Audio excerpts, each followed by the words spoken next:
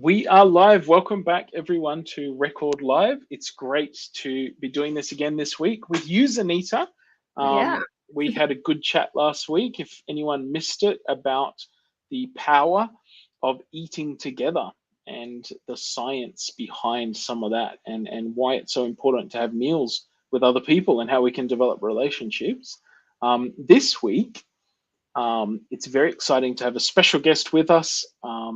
And so we're going to detail her ministry a little bit. But if you're interested in her story, you can read it in an upcoming record. This Saturday's actual record on June 3, it's coming out, about the Little Blue Shed.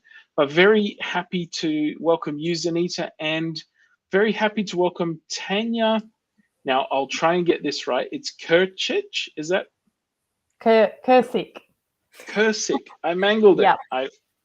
That's okay. Well, very happy to have you, Tanya. And now I've made a mistake, so everyone else can feel comfortable.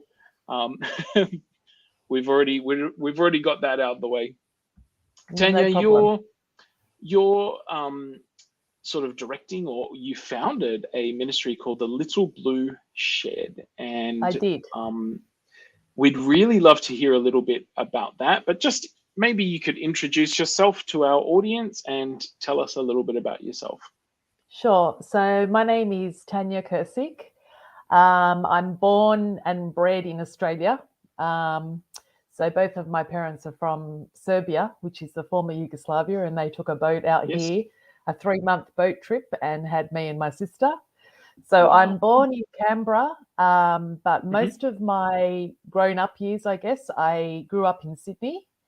And most of my working life before I took off to Africa was in Sydney, Centennial Park, actually. I was working in Centennial Park. I loved Newtown, Erskineville, all those inner city areas. I found them fascinating and interesting. And then I was pretty much around that sort of area before I went over to Africa full time. So I've been in Africa for 6 years with one break of 9 months, 3 years ago. And I'm back for the second time. So I'm still deciding which one I call home. Which one would you like to call home? Well, I'm married to a Ugandan now. So in the process, I got married. I love both countries, but I tend to miss Africa a little bit more, especially in the winter time, because I'm not used to this harsh Australian winter. So, yeah, I think both places have got their beauty.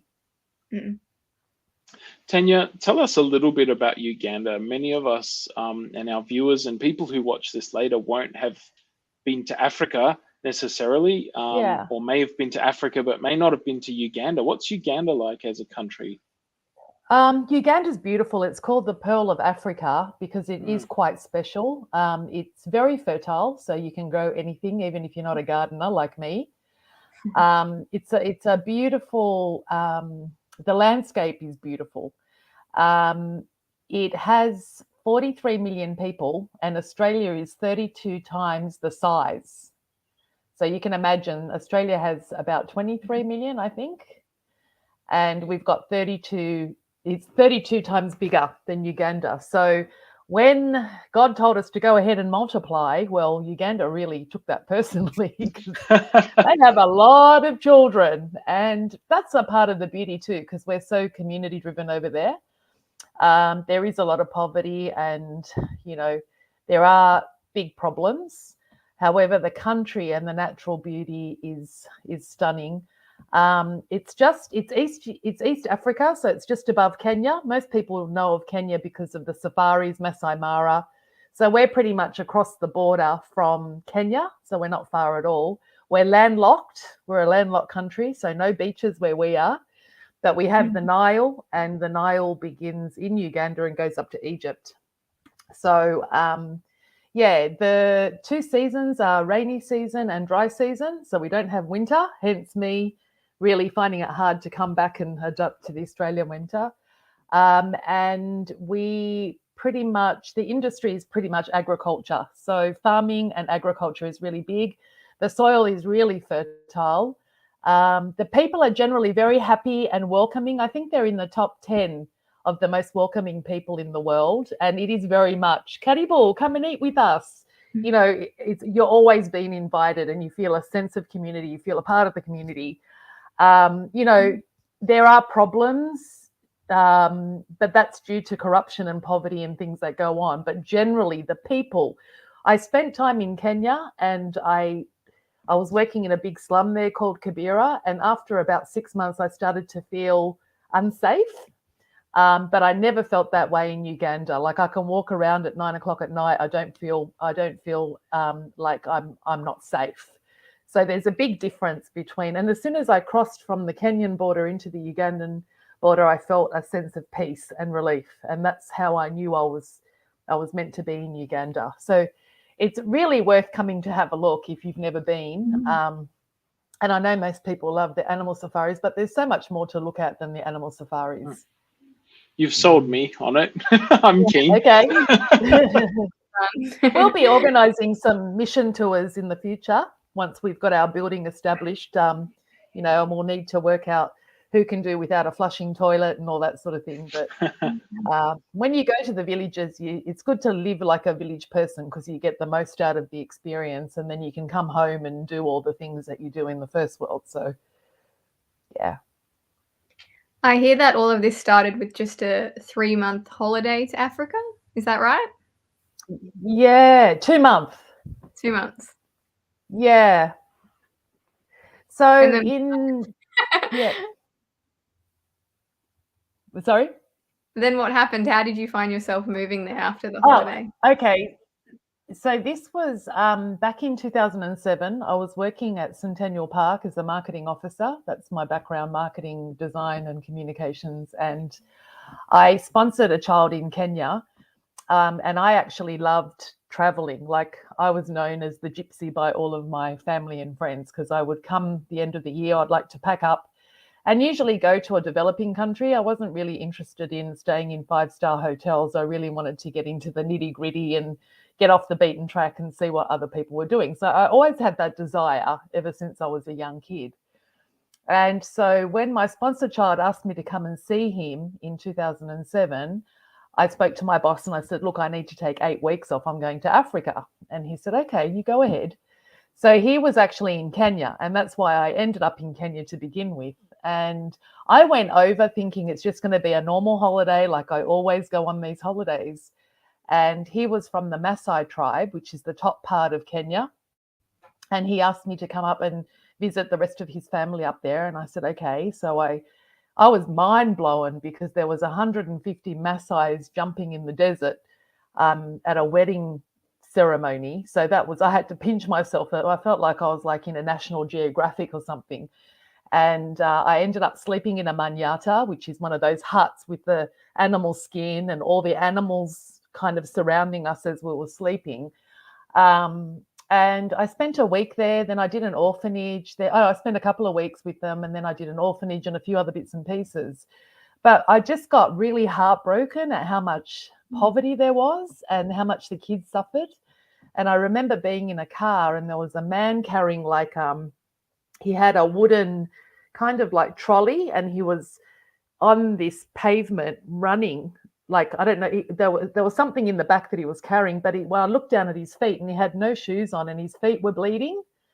And I was in this very nice, comfortable car. And I just remember thinking at that point, how come I'm here and he's there? And I was trying to figure out in my head, how come we get to live a certain way and these people over this side don't? And at that point, something clicked. You can say like something, I don't know, I had a very big epiphany at that point. And when I got back to my comfortable job in Centennial Park after the 2 months, I couldn't focus on what I was doing. I couldn't keep doing what I was doing. I was just I had a major shift. So that's kind of how it started. It started with going to see my sponsor child in 2007. Yeah, wow. Tell us, Tanya, a little bit about we'll fill in some more of that story, because I'm really fascinated about your journey. You know, from what I've read, you weren't a Christian even at that point No. when you went over there. But just tell us, before we get to there, what we're talking about. So what you're currently doing, just a little bit around the little blue shed.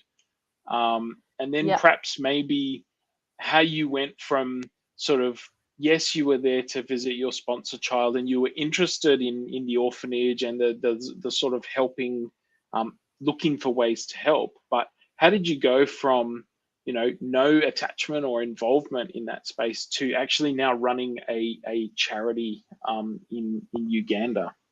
Yeah, social enterprise. It's more, yeah. So, okay. So, do you want me to describe what the Little Blue Shed is and then go backwards? Is that what you Yes, would like me to please. do? Okay. So, the Little Blue Shed is a platform for women and girls living in vulnerable situations that can come and learn skills and education.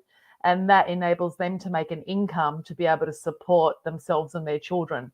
So, in developing countries, unfortunately, girls are very vulnerable towards things like early marriages because of poverty. So their parents will say, okay, we'll marry her off because we'll get the dowry.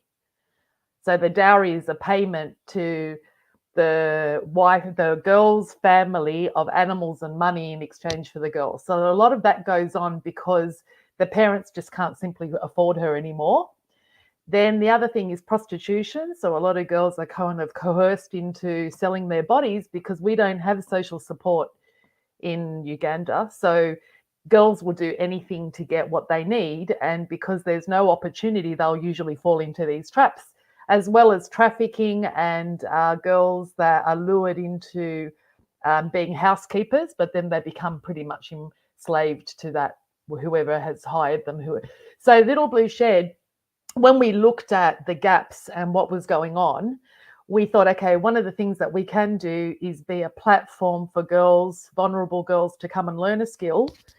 And that includes a physical skill, whether it be tailoring, fashion designing, liquid soap making, baking, shoemaking, and then do a business skill so that they understand how to run their business, as well as budgeting and bookkeeping and all that sort of thing. And then, of course, the spiritual part and how valued they are by God and how important they are and how we should value our bodies. And a lot of the problem is a lot of girls, when they're having, when they reach the menstruation age, they can't afford those basic essentials. So they go and find a man in the village to provide, but he'll want something in exchange, in return. So then she'll end up falling pregnant. So we have a lot of single young mums. So Little Blue Shed tries to stop those things from happening by saying, this is a safe place for you to come to. Tell me what you need. If it's menstrual pads and underpants and whatever, you come to us. And so then I become a mentor, a big sister, and then just teach them their value, how much God values them, and that God has a plan for their life and they're not forgotten about. They are loved. And that's what the Blue Shed is about. So we tackle it economically, spiritual, physically, and emotionally. So we do counselling and prayer, teaching skills, teaching English, numeracy and literacy, and just allowing the females to know that there is a place for them to come to rather than the streets. So that's where it is now. How it started, is that what you wanted me to explain? I think that'd be great. It's a really unique name, Little Blue Shed. Perhaps you Yeah. can start with where did that come from? Why do you call it the Little Blue Shed? Because it's Blue more than a Shed, blue yeah. shed now, I understand. It's grown Yeah, since yeah, that point. So yeah. So when I was telling you the story about when I went over for 2 months and I felt devastated about these kids not being able to get education if they didn't have school fee money. Well, for the next 3 years, I stayed in my job and I went and did teaching English as a second language course. And the grand plan for me was to quit my job and go over to Africa and teach kids English for free. So I did that, but the English thing didn't really kick off. And when I got to Uganda, I ended up in a share house and there was a Ugandan man and he asked me, what am I doing in Africa? And I said, I don't know. I've got this money and I really want to pour into a project and leave. Little did I know that God's plan for me was to actually start the project. And so he said, come to my village because a lot of females need help. And I said, okay. So I went and there was one blue shed with a sewing machine in it, with Mama sitting in the blue shed with her sewing machine. And she asked me, could I buy more sewing machines for the other women? And I said, yeah, sure. It seems like a really good project, or I'd like to help out. So we extended the shed, we gave it another coat of blue paint, put more sewing machines in there, more women joined. And I was sitting in the village one day and I looked at it and I thought, how cute, a little blue shed. And that's how it started. And from there, we opened a shop in town. And from there, I came back to Australia. And this was all when I was not a Christian, but I just had a real desire to help and do something. I think it's really amazing. There's this, I'm sure you've heard it, there's this Chinese proverb that says, if you give a poor man a fish, you'll feed him for a day. But if you give him a fishing rod and teach him how to fish, you'll give him an occupation and teach him, like, feed him for a lifetime, which is, I guess, what you've done with, or all these like sewing skills and things. Like, you've given them something which then they can take as an occupation and they can help themselves with that. Yeah, that's actually that saying is on our website. If you go to the About Us page, it's the first thing, give a man a fish and teach him how to fish. Yeah, because that's what it's about. I mean, we can have donations and people, donations are great, but they're disempowering because one day the donation ends and like the COVID situation, a lot of people couldn't give anymore and that left people. Anyhow, I believe God's given us all gifts and skills to use. So all of us have a responsibility to, he'll bless our hands, as it says in the Bible, but we've got to be doing something for him to be able to bless our hands, right? So the whole philosophy behind the Blue Shed is let's find out what you're good at. Let's get all of these skills. You do every single skill and let me know your top 2 that you love, and then we'll go from there.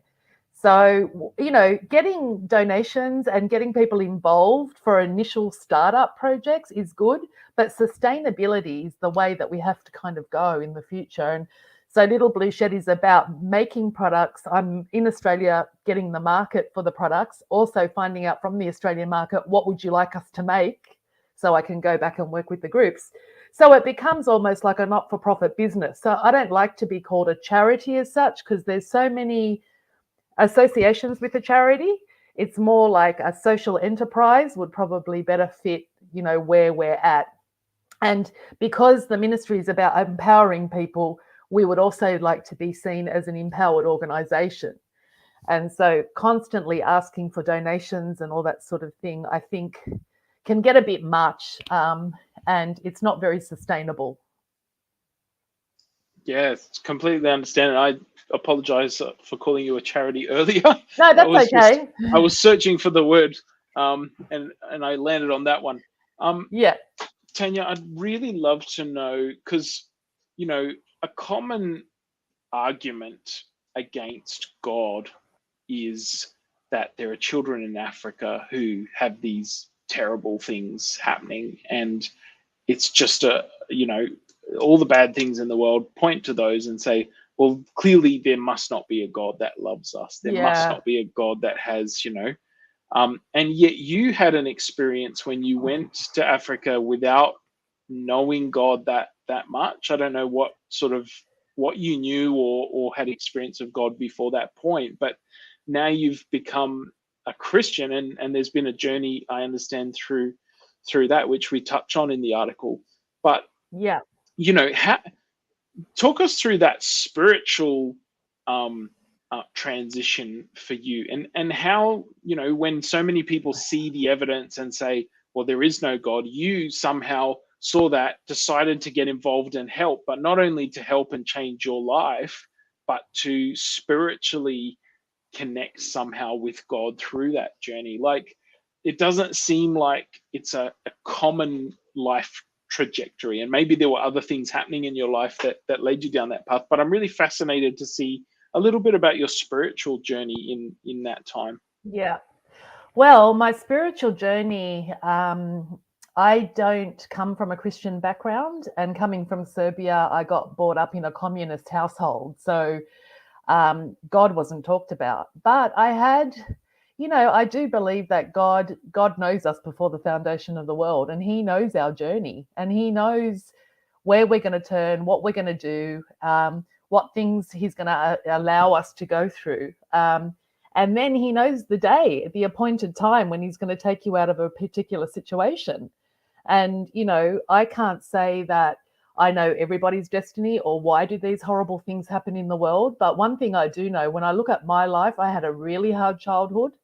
I didn't come from a Christian background, and God is using all of that. He's using all of my childhood experiences as a female that I can relate so well to the African girls now. I fell into drugs and alcohol for many years, 20 years, and now I'm doing addiction ministry as well. So God was always there. And even when I was in Africa, I was supposed to be there for 1 year and I wanted to leave because I was having such a hard time. And I was like, oh, I'm done. You know, I've got this money and I just don't want to be here anymore. People are cheating me. It's not going well. And he even had his hand on me then. He had this man come to me and, I was crying because somebody broke into something and stole it. And I can't remember what the story was, but he said, I've got this great place for you to stay at, and it's on an island and you don't have to pay any rent and you can stay as long as you want. And it was just God's hand on me, keeping me in Africa, because the next thing was to develop the Blue Shed.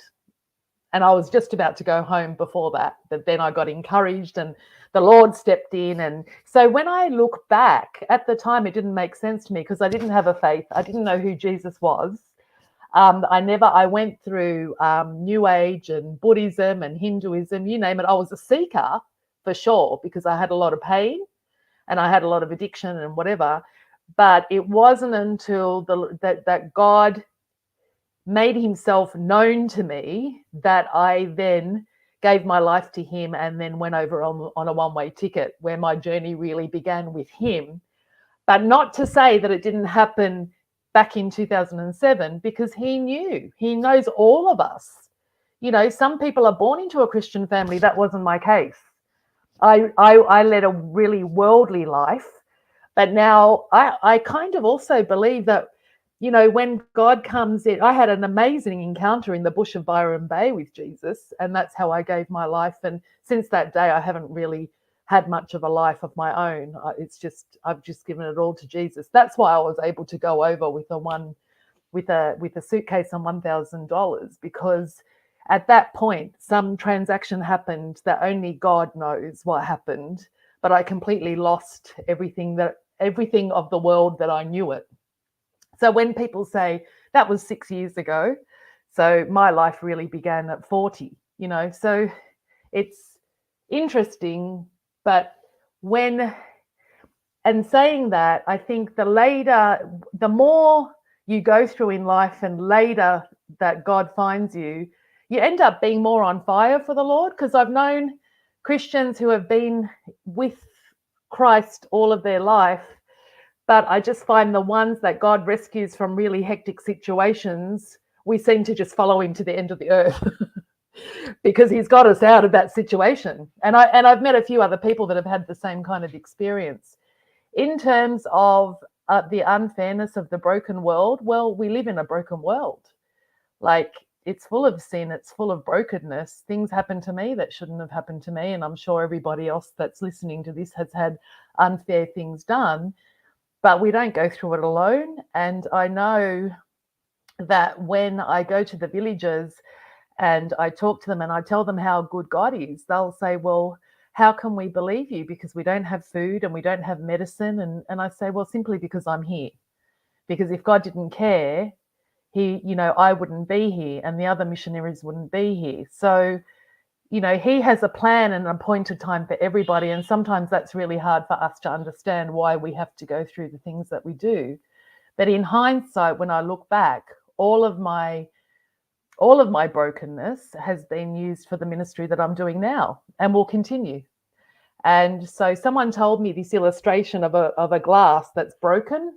And then when you put it all back together, the light that comes through it is more effective than just having one that's not broken. The light is contained in. So, I think of myself a little bit like that. And as I said, God knew me from when I was in my mother's womb. So he knows my destiny and the reason why I had to go through what I had to go through and why the world is in the state that it is.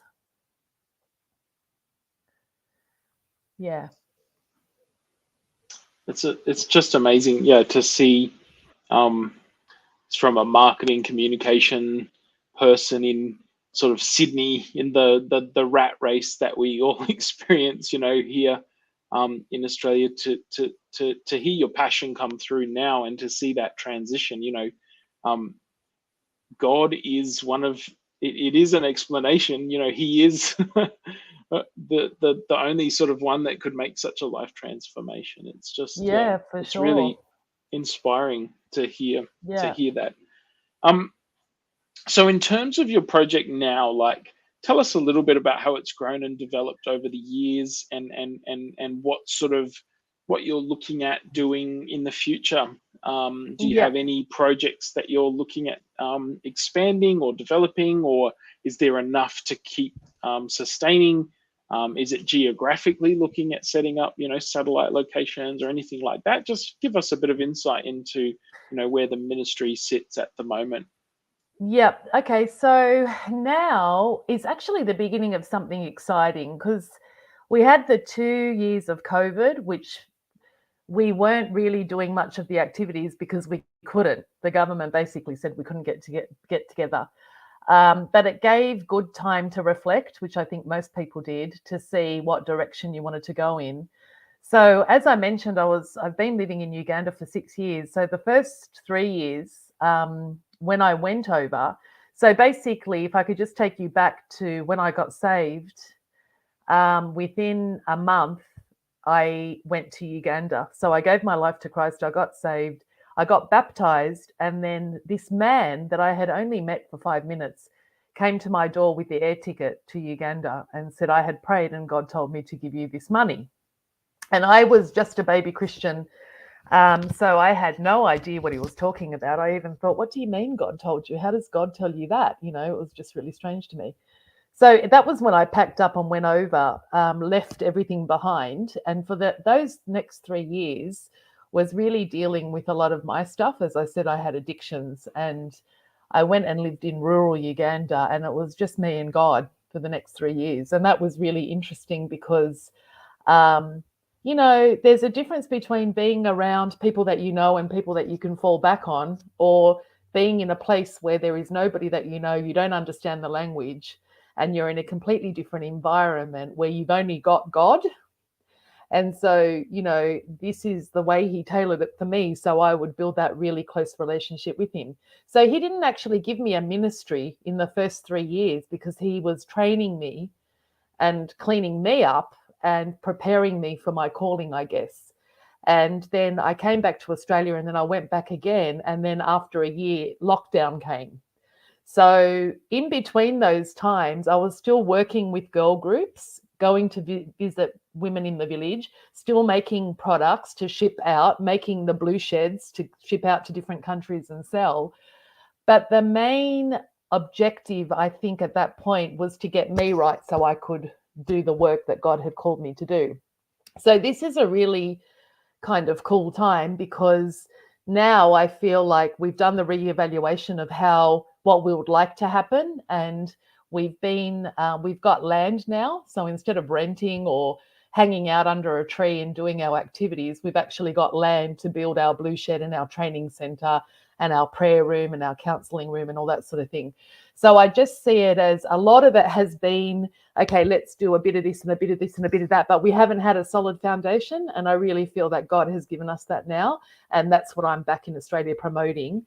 But not to say that the little blue shed activities don't continue, they do, but this just means that we'll have more of a head office and more of a base. So we've got 3 acres in one of the rural villages in Uganda, and we're looking at building a blue shed, training centre, prayer and counselling room, a drop-in centre for domestic violence women, and just a kind of safe place for women and girls to come to. And you mentioned, I know we're coming up to tax time in Australia, that's tax deductible donation opportunities there. Yeah, so if anyone wants to join us on that mission, would be much appreciated. I will go to the deepest villages and preach the gospel, but I'm not very good at asking, I guess, but it does take a village. So if God has touched you with this project, or you feel that you'd like to be a part of it and helping us build this structure, it is on the website and it's tax deductible. So if you feel that you want to do that with tax time coming up, we would really love that.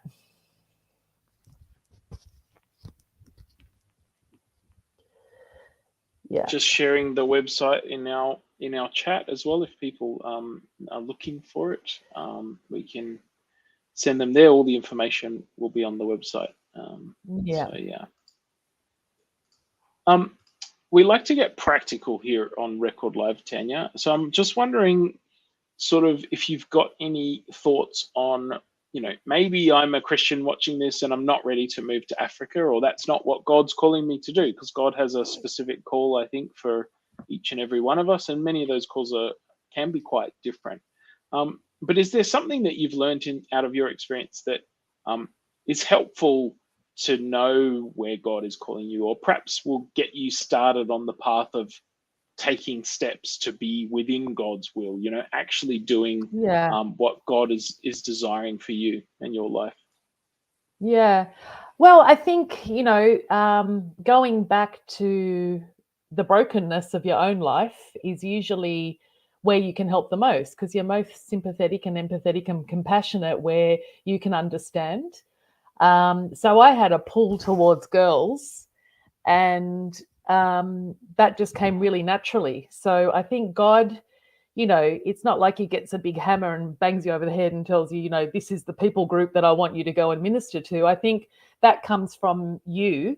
And if you look at what you're interested in, you look at what gets you going, look at what you're passionate about, that can definitely lead you down the path. And if you have suffered things in your life that you could help another human being with, that could also be a ministry. So prayerfully, you can be asking God which way and who would you, but I think it gets birthed out of a place of what you're really interested in, because, God gives us the desires of our heart. So if you follow what makes you happy and what gives you joy when you're helping to do a particular thing, I think, you will be in the will of God when you do that. Sometimes it's not the way you expect it to be packaged either. So, you might be thinking, because there is a lot of sacrifice with serving Jesus, a lot. And so a lot of people will tend to take a step back and say, well, I don't want to give up this and I don't want to give up that.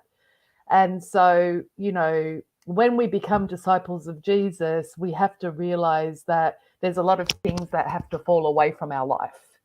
And if you're serious about being a disciple and really following him, and, when you're able to give him the glory for all that's going on, and you're in the center of your calling, none of what you've sacrificed is really going to make it.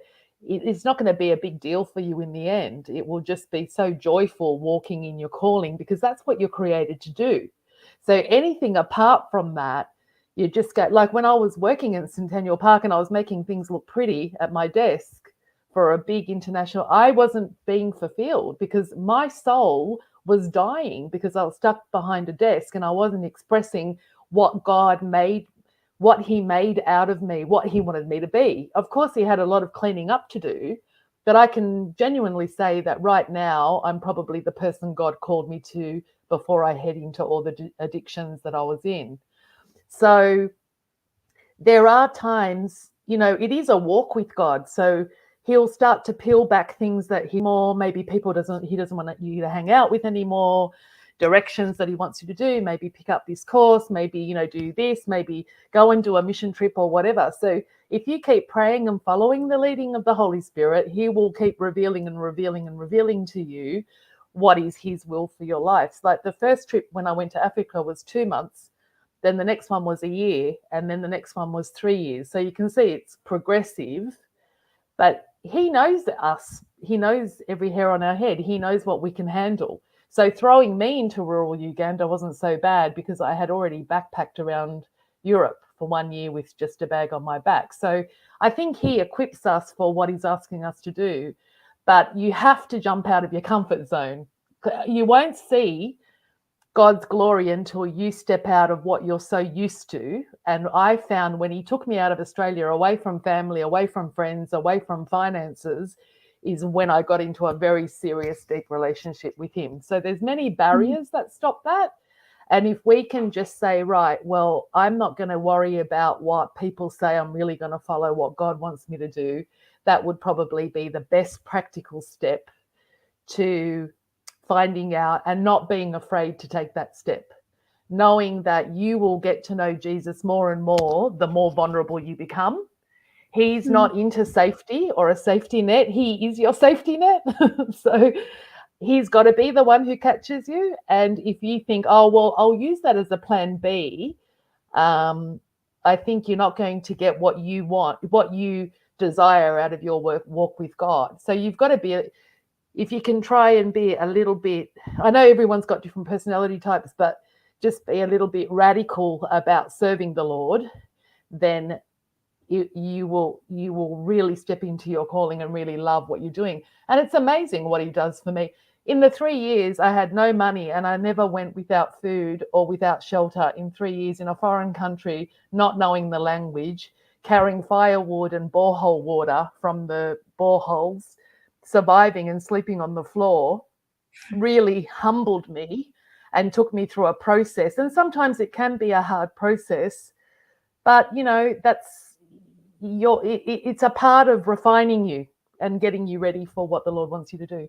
So all of it is very essential to your calling. And yeah, I mean, I hope that makes sense in a way. I guess for the first steps is try and step out of your comfort zone. If God is asking you to do something, he'll always be there with you to walk you through it, to make sure that, you know, you won't go hungry, because he promises that in the Bible. He promises that he'll never leave or forsake us. So that's very true. And I can be a living testimony of that. Yeah, absolutely. You said at the beginning as well, something that I really love is that often the things that we struggle with the most are the things that God uses the most. It's like that verse, I think it's Romans, that says God uses everything for good. And I'm just wondering, have you, I suppose, in your in mentoring girls over in Africa, have you then seen them take upon that attitude of helping other girls get through their struggles? Yeah. So what I try and do is, you can identify the girls that are really wanting change. So then they usually become ambassadors for the other girls, like examples. So yeah, the more they get to know, I mean, the more I teach them the Bible and who they really are and how God created them, not what society says about them, not what their parents say about them, but what God says about them. And they feel comfortable with that. You can just see their inner confidence coming out, and they naturally take over that role anyway. So it's all about self. It's all about being the person that God created you to be in the first place. And yeah, so there are the girls that really step up. They'll take the other ones under their wing and become ambassadors. Yes. Yeah. Just, yeah, very inspiring ministry that you've got. And I love that idea of, I think we saw in the story that came through talking about an empowered, turning from a little blue shed into an empowered village, or an empowerment village, a place where people can, I guess, feel what you've mentioned is that they're feeling safe, that they have a purpose, that you're giving them, equipping them with tools and with skills that can help them to live a fulfilled and self-sufficient life. And I really like that. I know that a lot of NGOs are moving in that direction, away from, you know, charity or handouts, and trying to develop. And I can see that, you know, in what you've shared with us today.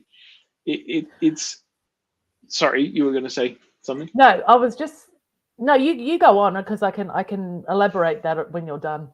Yeah, I'm just sort of reflecting back what I'm hearing from your story, and I guess I'm wondering if there's any sort of anything you'd like to leave us with, or as we wrap up, sort of any elements that you'd like to share that you haven't been able to cover yet so far in the interview, this is a good opportunity to get some of that. Yeah, sure. So that empowerment village, that is, I just wanted to quickly tell you the scope of that project. So the Little Blue Shed is, so what I really understood about when I'm living in these villages and living with the community, and now my husband's Ugandan, so I'm also African in a sense. And so when I've been moving around and I talk a lot to the women and they tell me what the challenges are, what I've really come to understand, it's a village issue. So that's where it's gone from the Little Blue Shed to the Empowerment Village. It's called the Empowerment and Sustainable Village. And in that will be the Little Blue Shed with the training centre. So that will be phase 1. And then phase 2 will be the men's shed. And I got that. Okay. I did some work with the men's shed in Australia, and I really love their structure because it's all about shoulder to shoulder men that have post-traumatic stress syndrome or addiction or loneliness. And so when I look at the village structure, what's happening now is the women are brewing and the men are drinking. That's basically the supply and demand chain that's going on, which is not very healthy because the men are getting drunk and in turn it's turning to domestic violence. So this empowerment village is also going to focus on the men. So it will be the men's shed, which they'll have their income generating activities. There's no 12-step program or recovery alcoholic addiction program. Right. And that's also where my brokenness comes in from my past, because I know what addiction is and what it does to you. And because of frustration and lack of, if you go to these villages, you'll just see teenagers and men sitting around a big, like it's a big pot with big straws drinking all day because there's nothing else to do. So Satan is right in there, idle minds, idle people sitting around and then getting frustrated. So go up and beat on your woman or your wife or whatever. So what I was seeing was, even if women are making money, the men were coming and taking the money off the women to go and buy alcohol or beating her up when they're drunk or whatever. So I just thought, well, this is a whole community problem. I can't just focus on the women, because biblically a man is a spiritual leader. He's the provider. There's certain things that God has set out for women and men. And so introducing the men's shed. So the men's shed is basically the Little Blue Shed is the woman's shed. Men's shed would be the men's shed. And then we're also doing a youth shed. And so another big problem is school fees. So if you don't have school fees in Uganda, you don't go to school. So we've got loads of youth sitting around drinking, getting discouraged. They all want to go to school. They're all, wanting to, as soon as the money comes in, it's pick me, I want to go to school. And I try and get as many kids as I can, but that's the donation system again. So what we're doing is a youth shed. I don't know what the name is going to be yet, but they will be doing income generating activities, and we'll be sending that money to the schools, the designated schools. So on school holidays, they'll come and do something, and then that money will go into the school that we choose, primary, university, secondary, whatever. So we're trying to adapt this empowerment village where the whole village is getting involved, and one kind of feeds into another, which feeds into another, and it will make it a more vibrant and sustainable community, as well as the addiction. Now people are drinking and they don't even know how to stop, and they don't have any 12-step programs. They don't know the core issues of why they're drinking. They don't know the addiction. And as soon as you start to deal with the underlying problems, the addiction will go away. But that needs to be a 12-step, it needs to be a Christian program like Celebrating Recovery or the 7-Day Adventist one. They've also got one coupled with the economical stuff and also the counselling and getting to the bottom of, why they're drinking. And so basically I've got a schematic of it, but each section is designated for men, women and youth.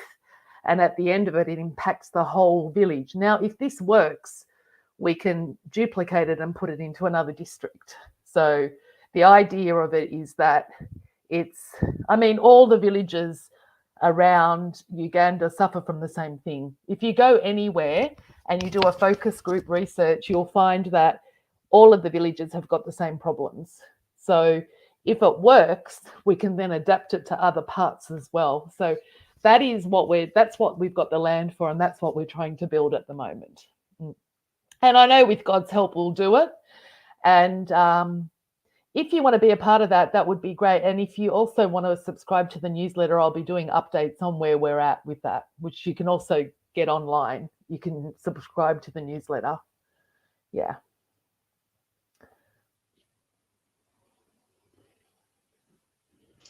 I'm just sharing the link to the record story if people would like to read. We've got some details of your ministry there on our website, and people can read. And obviously, we've also put the link to the Little Blue Shed website as well, the homepage. Yeah. And so you're saying there's opportunities to donate. They can follow along your projects with the newsletter. They can sign up all on that website and find out more about the projects and things. So yeah, thanks so much, Tanya, for joining us and sharing a little bit about your passion. You're welcome.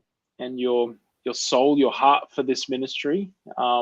It's really inspiring to hear how God has used and is using you and still leading you. And it sounds like your plans for the future are really, I'd like to say it's great that it's focusing on men as well, because often there's problems, as you say, with domestic violence and with other misunderstandings. So to have that whole community impact is a really great thing, because if the women are feeling empowered and developed, and the young people are getting educated, but the men are not finding things to do, they're going to just take their anger and frustration out on people who are looking like they're well, established and doing good things. So for sure. I can really see the value in that whole community sort of impact.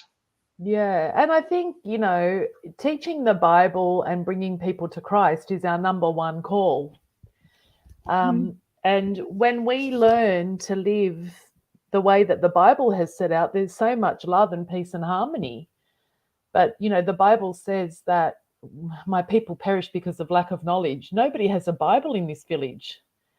So getting people to understand what, how the man was built, how the woman was built, our roles, and how we do live in harmony is one of our major objectives, to have people living in the will of God in terms of their marriages. Because you look at marriages these days, even in Australia, there seems to be all sorts of role reversals and, even these transsexual genders and things coming in. That's not in the will of God. And so, if we're not living towards the principles that God has set out for us, we're not going to have very successful and joyful lives. And so because these guys where we are, you're lucky to get one person with a Bible that's all ripped up, and they share it between maybe 10 of them.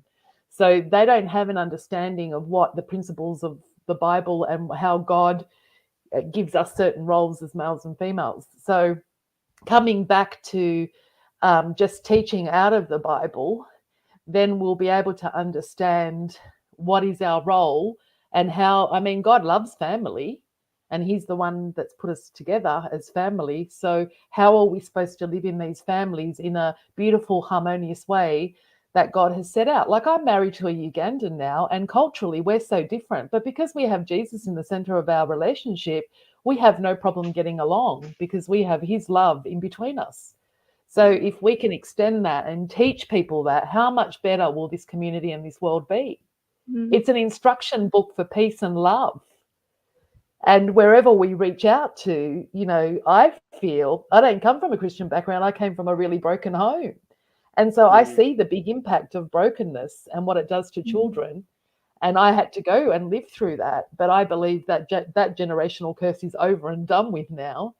And if I can teach people how to get to that place of, and not through me being better or anything at all, it's just me being obedient to the word of God, that you can have a beautiful, flourishing family and live in the will of God if you know what the Bible says. Now, if you don't have the Bible, then it's going to be really hard for you to understand. And so one of the passions of mine is to really teach on how God wants us to live. And that will be a part of the Empowerment Village.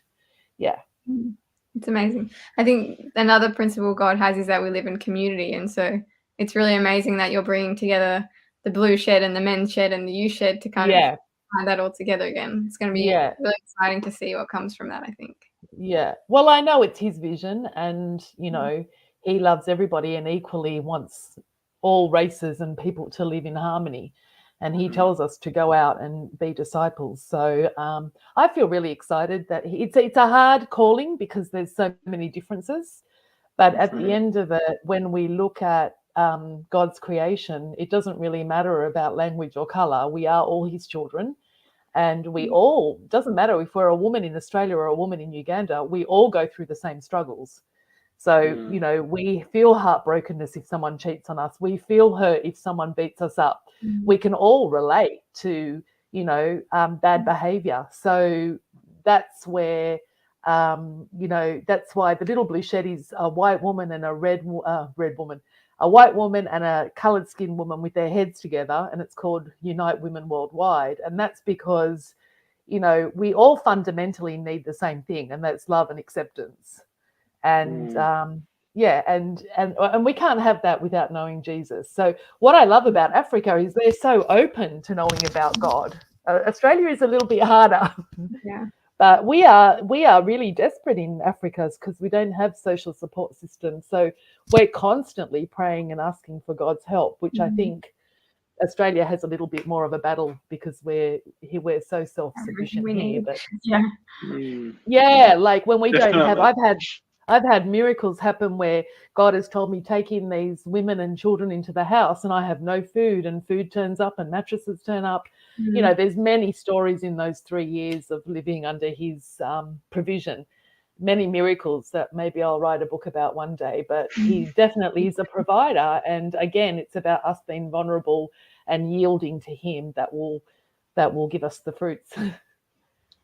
No, that's fantastic, Tanya, and we're very thankful, as I said, to have you on today. And we've got to wrap up now. I look forward to the book one day. But if you would like to support Tanya or see more about what she's doing, we've got the links in the chat, in the comments below. And yeah, please join us next week for Record Live. We're hoping to have a live chat or maybe a pre-recorded chat with someone at the general conference session in America. So we will be excited for that. Thanks again, Tanya, and thanks, Anita, as well. And God bless your ministry, Tanya. Amen. Thank you, Tanya.